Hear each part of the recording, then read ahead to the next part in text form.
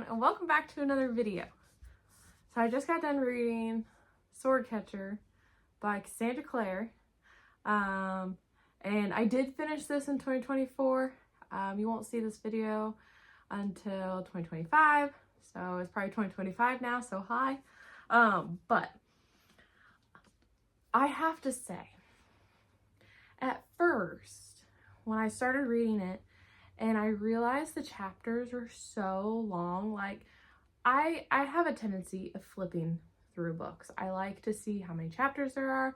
I like to find out how many pages there are. So when I found out that there was 25 chapters, I was like, oh crap, these chapters are gonna be so long, which sometimes I can deal with that. Other times though, it's a struggle unless the author can keep my attention. Well, she was able to keep my attention. I think she's always been able to keep my attention, partly because of her Shadowhunter Chronicles. I just have absolutely fell in love with them, and the way she writes her characters and the world is just amazing. What's really nice though with this is you got to see her world building a little bit better. Okay, because in her Shadowhunter Chronicles, it's considered a urban fantasy, or like a historical period she picks. So 2 of the series are part of historical London, and then the 2 other series are part of, one takes place in New York City and the other takes place in California. So it's like, those landscapes, you really don't have to make it up. You just make up the story around the setting with the characters. And she does a phenomenal job of that. Now, there are some different worlds and stuff that she's thrown into her Shadowhunter Chronicles that she had to make up. So you got a little bit of that.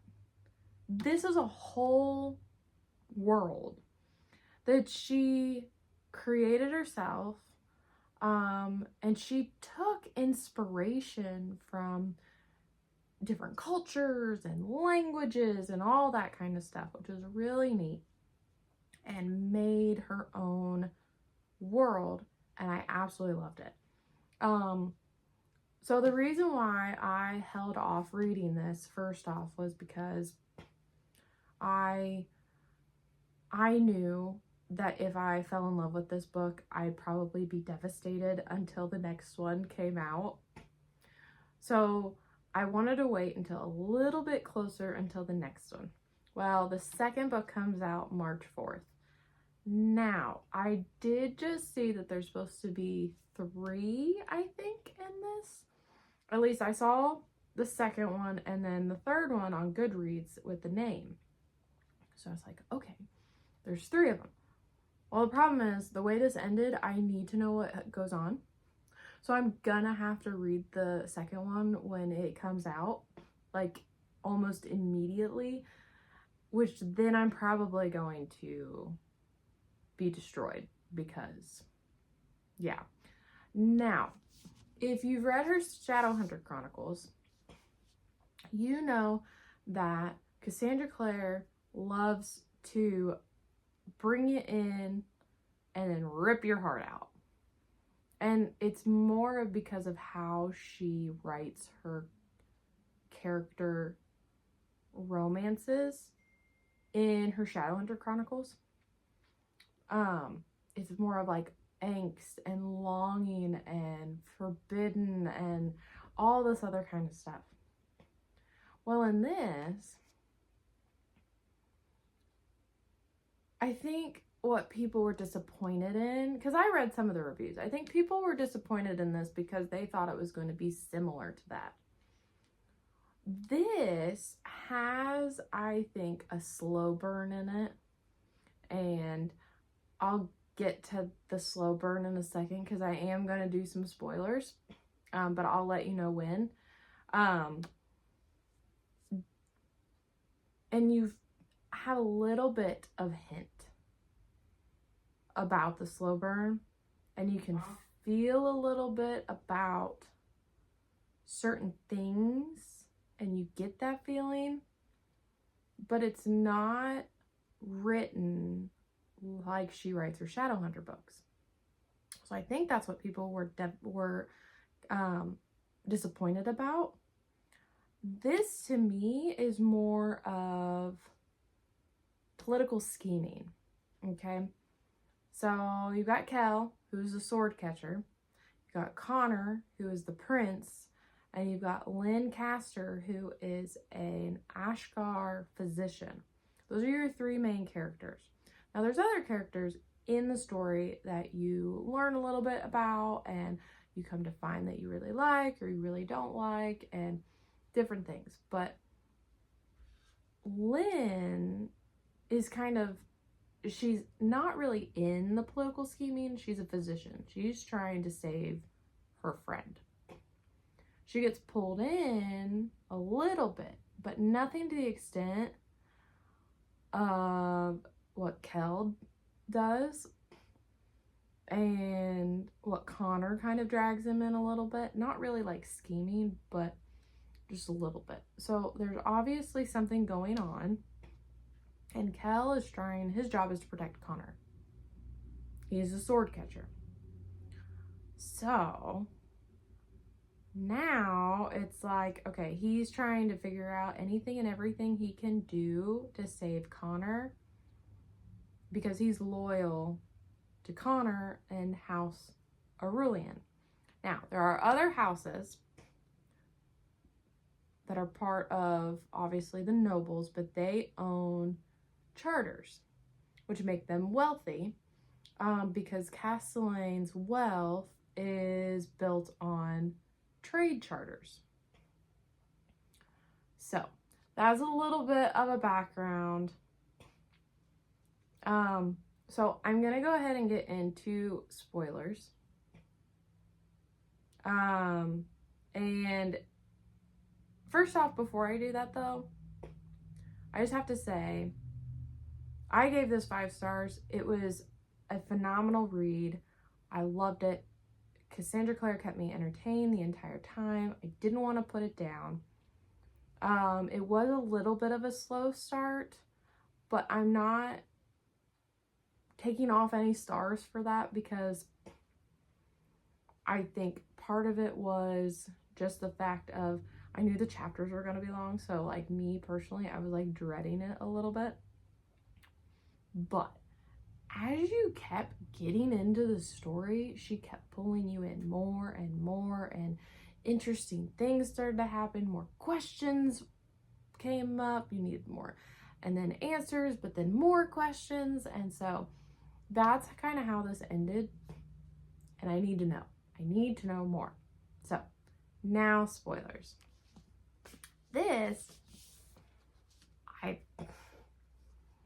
First off,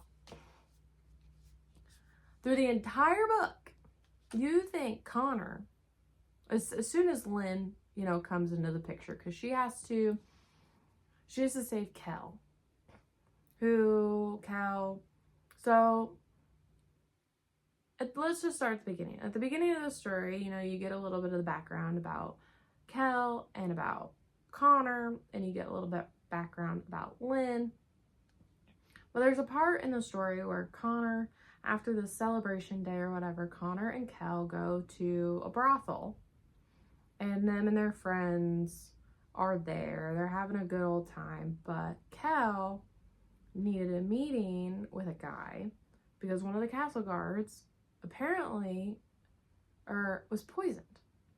So Kel wants the poison and the antidote, or to know that there's an antidote, just in case something were to happen to Connor. He's trying to be proactive. Well, then a message is sent to him, and it was from this criminal who runs the crime and other stuff like that, but he doesn't ever get taken to the trick, which is basically a prison on the hill. And he ends up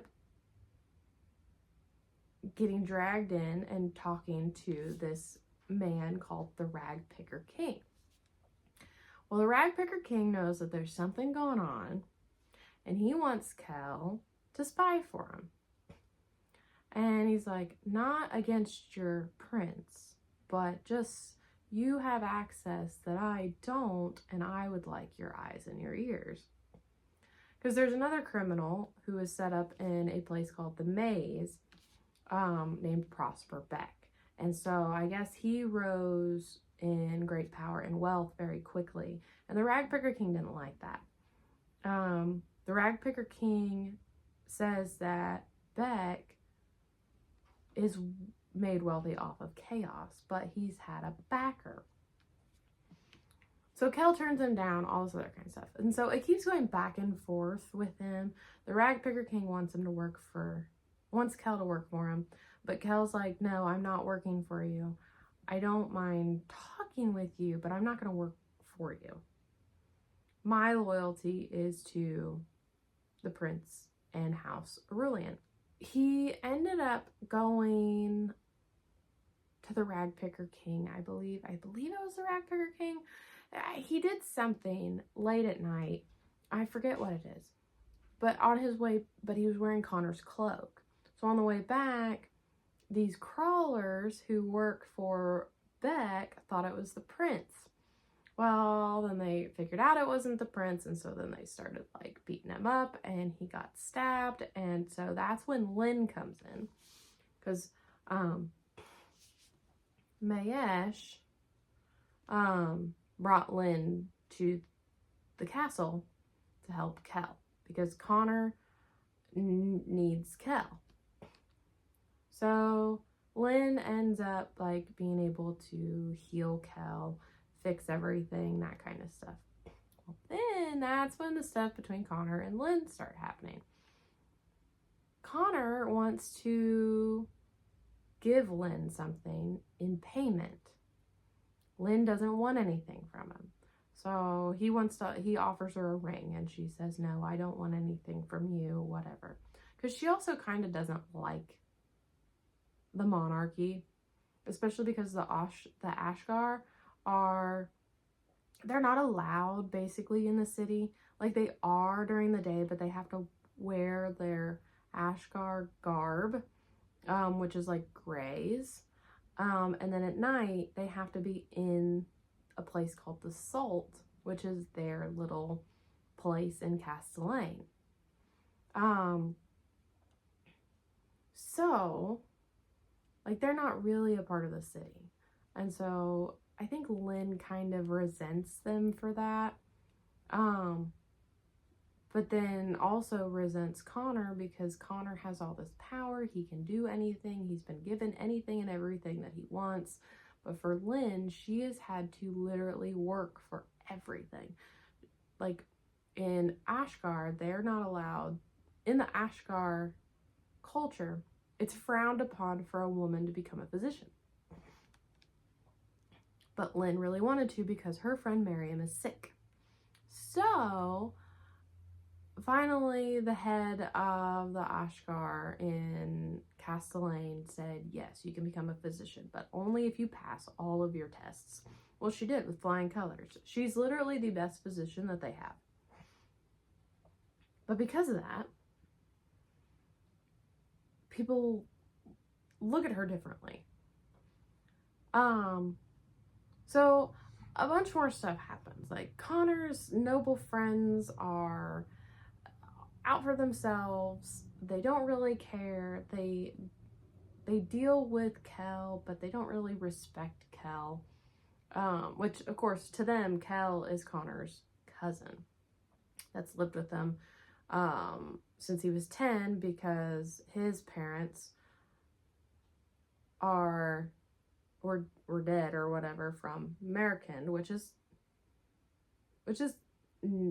somewhat true, except he's not a noble from American.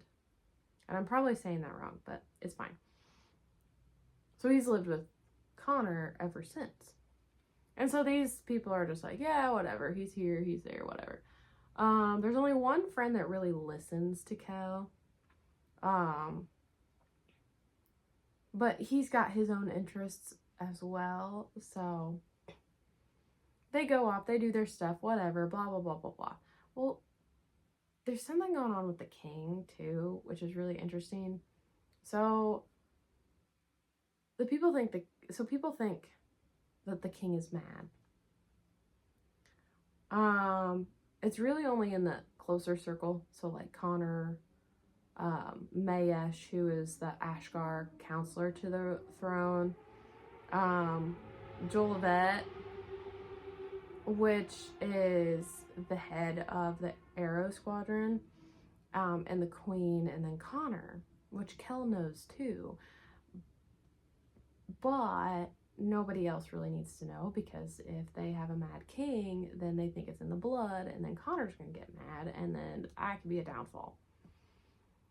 Well, he's locked himself in a tower to look at the stars. And he's had a tutor from Malgassi and all this other kind of stuff. Well, Connor apparently owed a bunch of people money.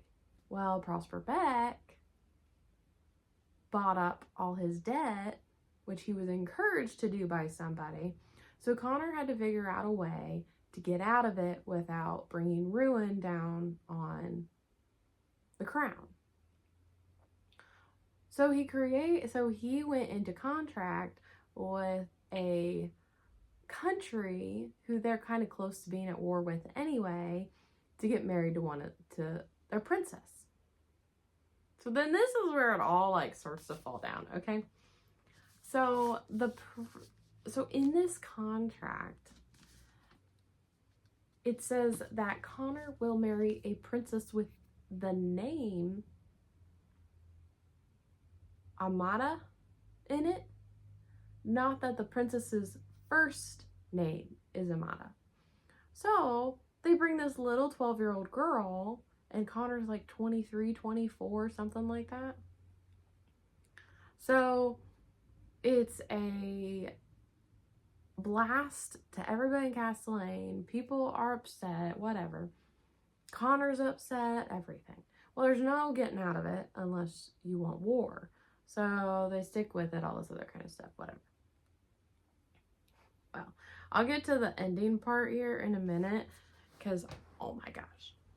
Well, so let's go back. Let's go back a little bit. Lynn gets called to the palace again because Connor gets whipped. Nobody is to know that he gets whipped other than certain people. Because, you know how I said the king is strange? Well, I guess his tutor talked to the Malgassi ambassador and was like, yes, everything's set. Connor will marry the princess. Well, Connor, messed that up. So then the king was like to his tutor, you've had this planned all along. You betrayed me, blah, blah, blah. Send him to the trick. So then Malgassi leaves. They're upset. And so then the king is upset. So he has his head of the Arrow Squadron whip Connor to unconsciousness. So that's when Lynn comes back, because his back is a mess, everything like that. He's literally like in pain. So the queen tells Kel to go get Lynn. And it's just because Kel told the queen about Lynn. So Lynn stays with Connor all night, helps heal him, ends up doing something with this stone that she acquired, where literally the next morning, you don't know that he got whipped. Like, there's no scarring, there's no nothing, perfect, flawless back. Well, I guess her and Connor like talked a little bit, whatever. She let some things out, and he was talking and whatever else. So then move forward to this party that one of the nobles are having at their house for the greeting of the Princess of Sarath.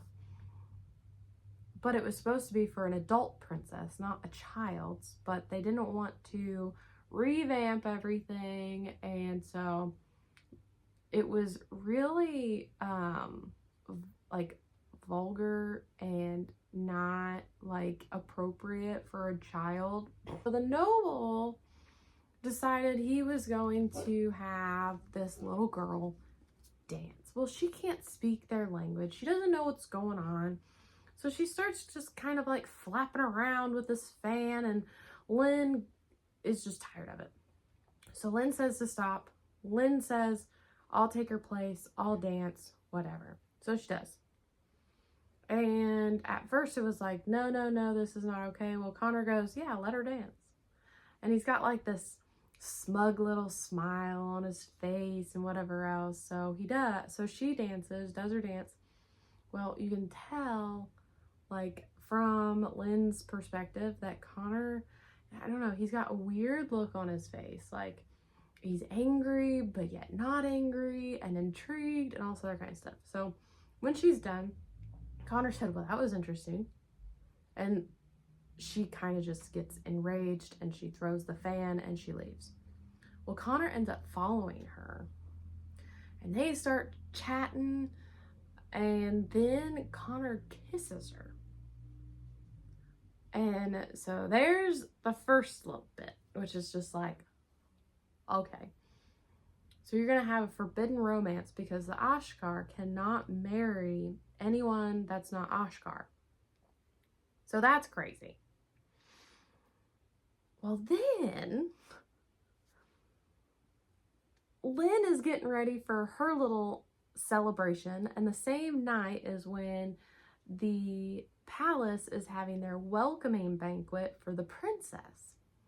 But I guess Connor decides he's not going to go to the banquet. He gets this carriage that's just bland. It doesn't have anything that depicts it as the palace or anything. He's in plain clothing. And someone comes to Lynn's door and says, hey, okay, first, back up. First, Connor comes to Lynn's place in the salt. No one does that, ever. And he ends up giving Lynn a book that she's been looking for. Well, she decides to take it. And so Connor says, well, now my debt is paid and I can forget you. And Lynn says something or whatever, and then he goes, you're already forgotten, and then leaves. So then it's a few days later that Connor comes back, and I guess that's when he learns about his dad being kind of like crazy, more crazy or something, because Kel sees his dad fling his tutor off into the ocean to get eaten by crocodiles, which is crazy. So Connor asks Lynn if there's a cure for madness and that he needs her help. And so I guess they get into it a little bit or whatever, and then he like reaches around her and says that he can't forget about her, and it's like, oh, swoon. But then Lynn says something about him being broken and how there's no medicine to fix that, and so then he gets pissed and says, get out. And so she gets out of the carriage. And that's the last we see of Lynn and Connor together in this book. And it's like, okay, so I need to know more about that. Well, then Lynn has devised this plan because all of her books were confiscated from the head of the Salt. The only reason why she didn't get punished was because her grandfather, Maesh, who's the counselor to the royal family, stepped in. So she's devised this plan to get her books back. And so now she has, and only by her, like, knows, she's falsely claimed to be their goddess returned so she can get her books back. So that's a whole thing that I need to figure out in the next book. And then lastly, Kel decides to work with the Rag Picker King because at the banquet, he had to take Connor's place because Connor didn't come. Well, then Connor came back super drunk but not drunk enough to be like, not know where he's at and all that stuff. And he's not slurring his words. But then an attack happens. A bunch of people die, not really from the royal court, more of the like assassins die, but there was this assassin with a crossbow, shot the ambassador of Sarath, then shot the child, and the child immediately died. And then her guardian just goes crazy and kills all of the people that are there trying to hurt anybody else. But then Kel follows the assassin up onto the roof. He learns some things. And so then he comes back. The guardian of the princess is yelling at Connor, saying it's his fault. She tries to attack Connor. And so Kel gets in between them. But then the king comes down, and the king, like, does some things and then picks her up and throws her against the wall and like breaks her back and like she dies or something. Like, so it's crazy. And because of all that, at the end, Kel goes to the rag picker king and says, I'm not going to work for you, but I'll work with you. And then the rag picker king goes, you know that if you die, you will not be laid next to your prince. So, like, there's that. And it's just like, I don't know. I need the next book. And I'm like, I need more. So, I love this. It was great. It was absolutely fantastic. I need to know more about what is going on in Castellane. I need to know more about what is going to happen between Connor and Lynn. And it would be a super happy ending if they ended up together. I don't know if that's going to happen. A happy ending will not happen in the next book. Guaranteed. If there's going to be 3 books, the happy ending will not happen in the next one. So, we just got to sit and wait. But, 5 stars. Pick it up if you haven't picked it up yet. You will not be disappointed. And don't forget, like, subscribe, and be good people. When you feel it's hopeless, when you think that you lost, oh, I will take your hand and we'll rise up from the dust.